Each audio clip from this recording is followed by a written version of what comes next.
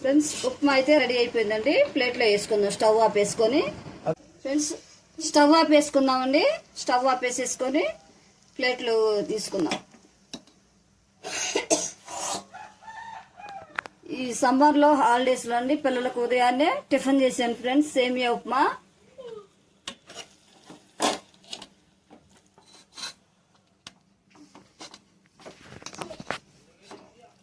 చాలా చక్కగా వచ్చిందండి.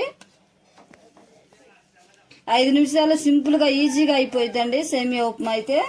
ఎక్కువసేపు టైం కూడా తీసుకోదండి. ఫ్రెండ్స్ మీ ఇష్టం అండి. శనగగుండ్లైనా అలాగే జీడిపప్పు, బాదం పప్పు ఏదైనా వేసుకోవచ్చు అండి. పుడిచి తినొచ్చండి ఉప్మాలో, సేమియా ఉప్మాలో.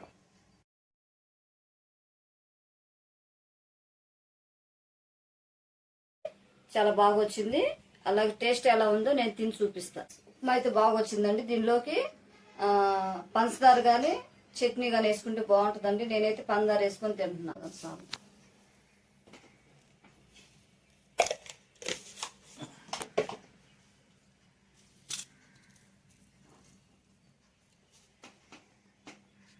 వేడివేడిగా ఉప్మా తింటే పంచదార నంచుకొని చాలా బాగుంటుందండి.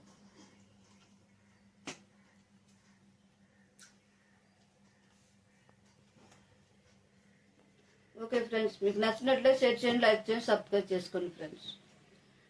ఈరోజు వీడియో ఇదే. ఆన్లైన్లో ఆర్డర్ పెట్టాను.